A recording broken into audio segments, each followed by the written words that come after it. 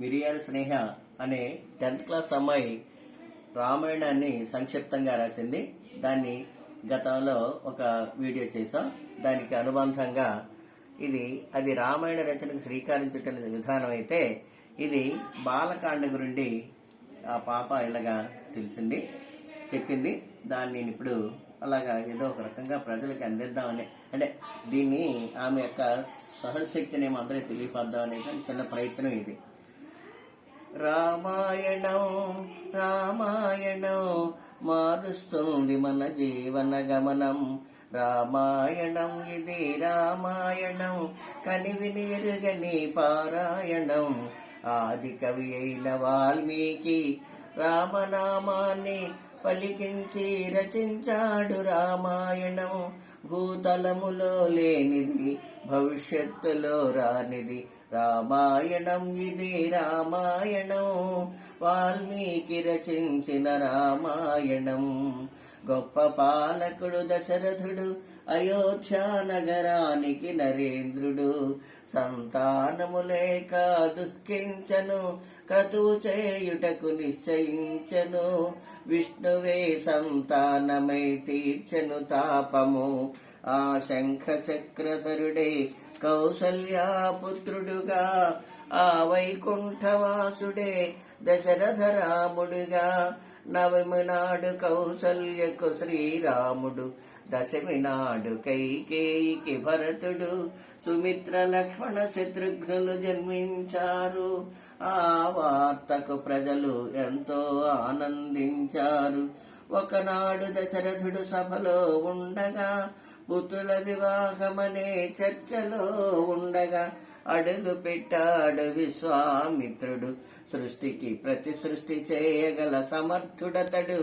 యాగరక్షణ చేయుటకై మారీచ సుబాహులను వధించుటకై తన వెంట రాముణ్ణి పంపమన్నాడు.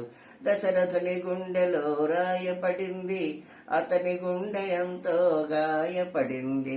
వినయంతో రాముణ్ణి పంపమన్నాడు. ఆ మాటకు వినయంతో రాముణ్ణి పంపనన్నాడు. ఆ మాటకు విశ్వామిత్రుడు ఎగసిపడ్డాడు. వశిష్ఠుడు రాముణ్ణి పంపమన్నాడు. ఆ విషయంలో దశరథునికి సంశయించకూడదన్నాడు. ఆ మాటకు దశరథుడు కుదుట పడ్డాడు. రామలక్ష్మణులను ఆశీర్వదించి విశ్వామిత్రుని వెంట పంపించను. వీరు మలద కరుష అనే జనపదాలు చేరుకోగా, తాటకి విధ్వంసాలను తెలుసుకుని తాటకి నివధించమన్నాడు విశ్వామిత్రుడు. రాముడు తాటకి నివధించాడు. దుష్ట సంహారానికి పూనుకున్నాడు. వీరు సిద్ధాశ్రమం చేరుకున్నారు. విశ్వామిత్రుడు యజ్ఞాన్ని ప్రారంభించగా, అనుచరులతో మారీచ సుబాహులు అడుగు పెట్టారు. రాముడు సీతేశువును ప్రయోగించి దాని దెబ్బకు మారీచుడు సముద్రంలో ఎగిరిపడ్డాడు. రాముడు ఆగ్నేయాస్త్రాన్ని ప్రయోగించి మిగతా రాక్షసుల భరతం పట్టాడు. వీరు మిథిల రాజ్యం వైపు అడుగులు వేశారు. మాటలు సాగుతున్నాయి. శోనా నది తీరాన విశ్రమించారు. పవిత్ర గంగా నదిని దర్శించారు. రాముడు గౌతముని ఆశ్రమంలో అడుగు పెట్టాడు. అహల్యకు శాప విమోచనం కలిగించాడు. విశ్వామిత్ర రామలక్ష్మణులు మిథిలకు చేరుకున్నారు.